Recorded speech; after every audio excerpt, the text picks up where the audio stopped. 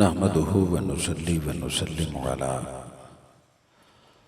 رسوله النبي الكريم الحنين الرؤوف الرحيم. أما بعد، أعوذ بالله من الشيطان الرجيم. بسم الله الرحمن الرحيم. إن الذين يؤذون الله ورسوله لعنهم الله في الدنيا والآخرة وأعد لهم عذابا مهينا. صدق الله مولانا العظيم. مولاي صل وسلم دائما أبدا أبدا على حبيبك خير خلق كلهم. اللهم صل على سيدنا محمد وعلى آله وأصحابه وبناته وعشاقه أجمعين. صد بار شکر اس پیدا کرنے والی ذات کا جس کی عنایت کردہ توفیق اور فضل و کرم سے ماہ محرم الحرام کی ایک بابرکت رات میں اور آپ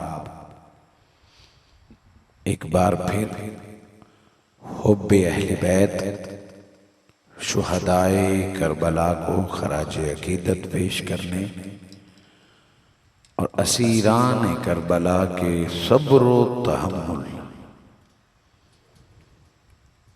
کو دل و ایمان سے داد دینے کے لیے شہر ترگ میں اس کثیر مجمع میں مل جل کر اللہ اور اس کے پیارے رسول صلی اللہ علیہ وآلہ وسلم کی رضا اور حصول خوشنودی کے لیے اس ذکر میں مشغول ہیں. میں منہاج القرآن ترگ سٹی، منہاج القرآن تحصیل کے قائدین اور محترم جناب خورشید احمد ملک صاحب، شعیب رسول صاحب اور ان کے معاونین آکاش اسٹوڈیو اور جملہ معاونین کو نبی کے آل کے حضور اپنی غلامی کے اظہار پر مبارکباد بھی دیتا ہوں اور دعا گو ہوں اللہ رب العزت اس محبت کے صدقے انتظامیہ کو، جملہ شرکاء کو، جملہ حاضرین اور سامعین کو دنیا میں توجہات مصطفیٰ، حشر میں سنگت اہل بیت اور جنت میں اہل بیت کی نوکری عطا فرمائے. محترم متشم سادات اعظام، ذی قدر علماء کرام، معززین علاقہ،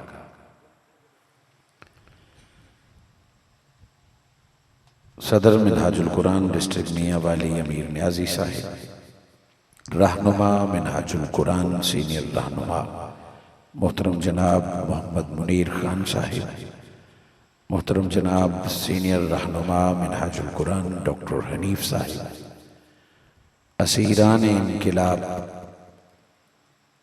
سنت اسیران کربلا ادا کرتے ہوئے محترم جناب حاجی محمد صدیق صاحب، سینئر کارکن اور مجاہد صفت محترم جناب صفی اللہ بوروی صاحب، ذی قدر معزز اہلیان ترگ،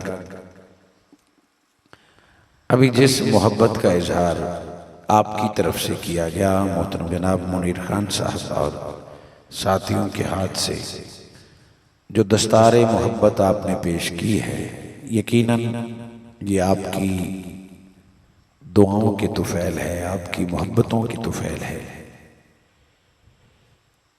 اہل علاقہ نے جس محبت کا اظہار آج سے نہیں میرے دور طالب علمی سے کیا ہے، میں اس کا مقروض بھی ہوں اور یہ اسی محبت کا صدقہ ہے کہ آج حضور شیخ الاسلام ڈاکٹر محمد طاہر القادری نے مجھ جیسے طالب علم، مجھ جیسے کمزور اور مجھ جیسے کم علم طالب علم پر اعتماد بھی فرمایا اور مجھے اس اعزاز اور سند مفتی سے نوازا ہے۔ یقیناً یہ حضور شیخ الاسلام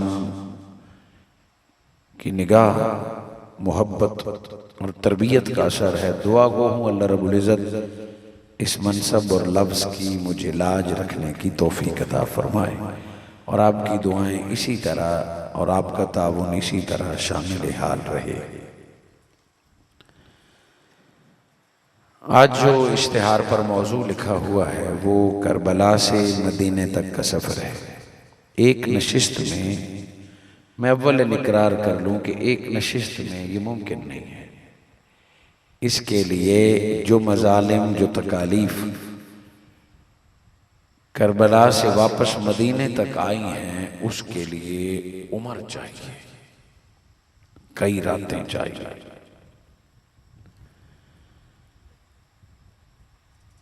دنیا کی تاریخ میں کئی بار ظلم ہوا ہے، کئی سانحے درپیش ہوئے ہیں، مگر کربلا اور بعد کربلا کے جو ظلم ہوا ہے آج تک اس کی نظیر نہیں ملتی۔ میں نے جو آیہ بینہ تلاوت کرنے کا اعزاز حاصل کیا ہے، اس میں لفظ اذیت ہے۔ اللہ رب العزت نے فرمایا وہ لوگ جو اللہ کو اذیت دیتے ہیں، تکلیف دیتے ہیں، اور اس کے رسول کو اذیت دیتے ہیں۔ قرآن مجید فرقان حمید میں لفظ ظلم کئی معنوں میں استعمال ہوا ہے۔ ظلم کا سادہ ترجمہ یہ ہے کہ ایو شیء وضع علی غیر مالی، کہ جس شے کا جو حق بنتا تھا وہ اسے نہ دیا، یہ ظلم ہے۔ جس شے کو جہاں رکھنا تھا وہاں نہ رکھا، یہ ایک ظلم ہے۔ یعنی جس شے کی جو جگہ بنتی ہے، جو اس کا حق بنتا ہے، یہ حق ہے، اور اس کو اس کا مقام نہ دینا یا اس شے کو اس جگہ پہ نہ رکھنا، یہ ظلم ہے۔ یہ ظلم کا آغاز ہے۔ ظلم فقط یہ نہیں کہ اگلے کی گردن کاٹ دو، ظلم فقط یہ نہیں کہ اگلے کو زخمی کر دو، قتل کر دو، یہ بھی ظلم کی ایک قسم ہے، مگر اس کے لیے علیحدہ لفظ قتل استعمال ہے۔ قرآن نے کئی مقامات پر ظلم کا لفظ کبھی شرک کے لیے استعمال کیا ہے، ظلم عظیم کہا، کفر کے لیے استعمال کیا ہے، جھوٹ کے لیے استعمال کیا ہے۔ مختلف معنی میں قرآن مجید نے لفظ ظلم استعمال کیا۔ ظلم جس طریقے سے بھی ہو، اللہ رب العزت نے فرمایا ان اللہ لا یہدی القوم الظالمین، اللہ ظالموں کو کبھی ہدایت نہیں دیتا۔ اور ایک مقام پہ فرمایا ان اللہ لا یحب الظالمین، اللہ ظالموں سے محبت نہیں فرماتا۔ گناہگار سے اللہ محبت کرتا ہے، خطاکار کا اللہ انتظار کرتا ہے، مگر اللہ رب العزت ظالم سے محبت نہیں کرتا۔ جو ظلم کرتا ہے کسی بھی صورت میں اپنے بھائی معاشرے سے،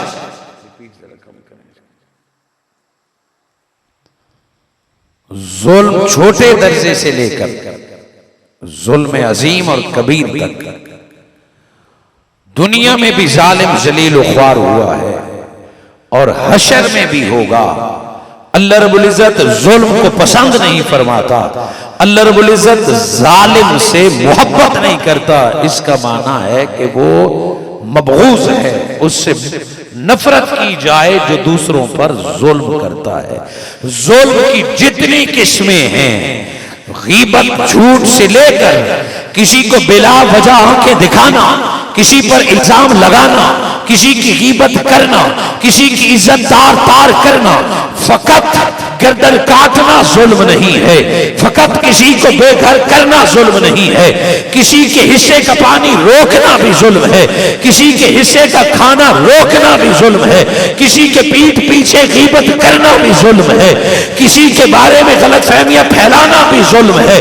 ظلم کی لسٹ بنا لے، ظلم کی جتنی قسمیں ہیں وہ ساری کی ساری یزید میں مل جائیں گی. یزید نے ہر طرح کا ظلم کیا ہے، صرف اہل بیت پر نہیں، یزید نے اپنے آپ پر بھی ظلم کیا ہے، یزید نے اپنے خاندان پر بھی ظلم کیا ہے، یزید نے خزانے پر ظلم کیا ہے، یزید نے رعایا پر ظلم کیا ہے، یزید نے خواتین پر ظلم کیا، یزید نے بچوں پر ظلم کیا. صرف کربلا نہیں، یزید مکہ میں بھی ظالم، یزید مدینہ میں بھی ظالم، یزید گھر میں بھی ظالم. یزید نے کسی قسم کا ظلم چھوڑا نہیں ہے. جتنے ظلم اس وقت تک ایجاد ہو چکے تھے تمام یزید اپلائی کر چکا تھا.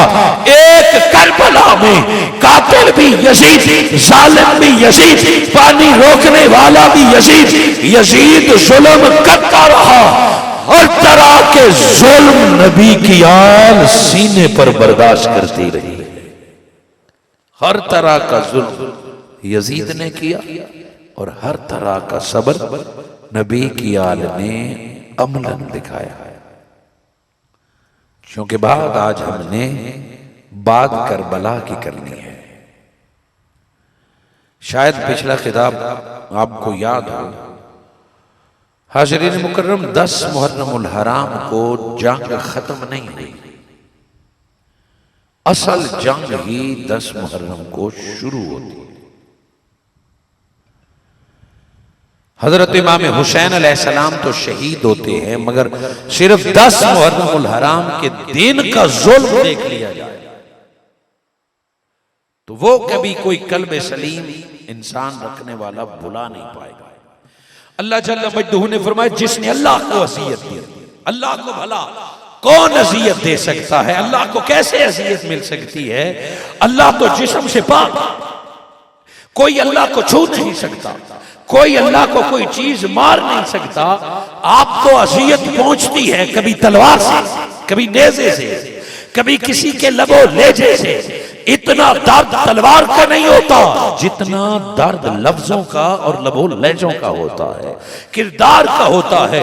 انسان کو تو اذیت پہنچتی ہے کبھی وہ اپنے لیے، انسان کو تب بھی اذیت پہنچتی ہے جب اس کے آنکھوں کے سامنے اس کی اولاد پر ظلم کیا جائے، جب اس کی آنکھوں کے سامنے کسی مظلوم پر ظلم کیا جائے. اذیت کئی طرح سے پہنچتی ہے. اللہ کو کون اذیت پہنچا سکتا ہے؟ اللہ کو کون تکلیف پہنچا سکتا ہے؟ فرمایا وَرَسُولَهُ، اور جس نے رسول کو اذیت دی ہے. 63 برس میں کفار مکہ نے اور دشمنان محمد نے نبی صلی اللہ علیہ وآلہ وسلم کو کتنی اذیتیں پہنچائی ہیں. پتھر مارنے، غیبت، حضور صلی اللہ علیہ وآلہ وسلم پر الزامات، حتیٰ کہ آپ کے ازواج مطہرات پر الزامات، نبی کی آل کو تکلیف، ہجرت، طرح طرح کی اذیتیں میرے آقا صلی اللہ علیہ وآلہ وسلم کو بھی دی گئی ہیں. اللہ رب العزت نے فرمایا کہ جس نے اللہ کو اذیت دی، مولا تجھے کون اذیت دے سکتا ہے؟ وَرَسُولَهُ، رب کو تو کوئی اذیت نہیں دے سکتا. وَرَسُولَهُ، جس نے اس کے رسول کو اذیت دی ہے. در حقیقت جو رسول کو اذیت دیتا ہے وہی دشمن خدا ہے. مصطفیٰ کو جس نے اذیت دی ہے، جس نے نبی کو تکلیف پہنچائی ہے، وہ ڈائریکٹ اللہ کو تکلیف پہنچا رہا ہے. آقا کو تو جس نے تکلیف پہنچائی وہ ڈائریکٹ دشمن مصطفیٰ. میرے آقا سے کوئی پوچھے یا رسول اللہ آپ کو اذیت کیسے پہنچتی ہے، آپ کو تکلیف کیسے پہنچتی ہے؟ ایک اذیت تو وہ ہے، ایک اذیت تو وہ ہے جو میرے آقا کو ڈائریکٹ پہنچی ہے، وہ 63 برس میں. مگر ایک اذیت وہ ہے جو ڈائریکٹ تو حضور کو نہیں پہنچی، مگر دل کو ٹھیس کیسے پہنچا ہے. آئیے منیمم لیول سے بات کا آغاز کرتے ہیں. کسی نے چڑیا کے انڈے اتار لیے اور چڑیا آئی سر مصطفیٰ کا طواف کرنے لگی. میرے آقا کے چہرے پر پریشانی نمایاں ہو گئی، میرے آقا پریشان ہو کے اٹھ گئے، آقا کے چہرے سے اذیت کے اثرات نظر آنے لگے. نبی مکرم نے فرمایا کس نے چڑیا کو تکلیف دی ہے؟ کس نے چڑیا کے بچے اٹھائے ہیں یا انڈے اٹھائے ہیں؟ نبی مکرم نے اعلان فرمایا کہ اس وقت تک اس یہاں سے آگے نہیں بڑھیں گے اس وقت تک نبی بیٹھے گا نہیں جب تک چڑیا کے دکھ کا مداوع نہیں ہوگا، جب تک چڑیا کے انڈے کے بچے واپس نہیں کیے جائیں گے۔ تاریخ گواہ ہے، اس آسمان نے دیکھا کہ محمد مصطفیٰ بے قرار ہو گئے، آنکھوں میں آنسو آ گئے، چڑیا کی بے قراری دے کر رحمت للعالمین بیتاب ہو گئے، انتظار کرتے رہے یہاں تک کہ وہ انڈے لے جانے والا واپس پلٹا، چڑیا کو یا انڈے اور بچے واپس دلائے۔ اور اے دنیا والو، جو نبی چڑیا کے انڈے اٹھانے سے بیتاب ہو جاتا ہے، جب اس کے علی اصغر کو گلے میں 3 تیروں سے حملہ کیا جائے گا، بتائیے مصطفیٰ کو کتنی اذیت پہنچی۔ نعرہ تکبیر، نعرہ خلافت، نعرہ حیدری، شہیدان کربلا۔ یہ ہم نے بات منیمم لیول سے آغاز کیا ہے۔ اسی طرح ایک جنگ کے دوران حضور صلی اللہ علیہ وآلہ وسلم کے چچا جان گرفتار ہو کے آئے۔ جب کافروں کی طرف سے چچا جان گرفتار ہو کے آئے تو گویا وہ نبی سے لڑنے آئے تھے، وہ مسلمانوں سے لڑنے آئے تھے، مگر میرے آقا کے چچا گرفتار ہوئے اور مجاہدین نے، صحابہ نے ان کو کس کے ستون سے باندھا، کس کے ستون سے باندھا۔ جب میرے آقا کے سگے چچا جان جو آئے کافروں کی طرف سے، وہ کس کے جب باندھے گئے وہ کرانے لگے درد سے، جیسے کوئی شخص درد کی وجہ سے منہ سے آواز نکالتا ہے، کرانے لگے۔ نبی مکرم صلی اللہ علیہ وآلہ وسلم نے صحابہ کرام کو بلایا، فرمایا اگر تم مناسب سمجھو تو میرے چچا کی رسیاں ڈھیلی کر دو، وہ کرتے ہیں تکلیف میں محمد کو پہنچتی ہے، کراتے وہ ہیں تکلیف میں محمد کو پہنچی ہے۔ وہ چچا جان جنہوں نے ابھی کلمہ نہیں پڑھا ان کو یہ اذیت پہنچے تو نبی مکرم بے قرار ہو جاتے ہیں، بے چین ہو جاتے ہیں۔ 2 مثالیں، تیسری مثال سنیے۔ حضور صلی اللہ علیہ وآلہ وسلم ایک گلی سے گزرے تو کسی بچے کی رونے کی آواز آئی، میرے آقا رکے، پوچھا یہ بچہ کیوں رو رہا ہے؟ تو اندر ایک استاد انہیں پڑھا رہا تھا، انہوں نے بتایا یا رسول اللہ یہ نالائق ہے، یہ پڑھتا نہیں ہے، یہ یاد نہیں کرتا، اس لیے تادیباً مارا ہے۔ آقا نے فرمایا معلم تیرا حق ہے تو بچوں کو تادیباً مارے، سمجھائے، مگر نبی سفارش کرتا ہے کہ آج کے بعد اس بچے کو نہیں مارنا۔ فرمایا اے اللہ کے نبی کیوں؟ وجہ پوچھ سکتا ہوں؟ میرے آقا نے فرمایا کہ اس کے رونے نے محمد کو تکلیف دی ہے۔ وجہ؟ فرمایا اس بچے کا رونا میرے حسین سے ملتا ہے، اس کے رونے کا انداز میرے حسین سے ملتا ہے، اس لیے میں سفارش کرتا ہوں کہ آئندہ اس کو نہ رلایا کرو۔ بتائیے کہ فقط رونا حسین سے ملا ہے تو نبی کے قدم رکے۔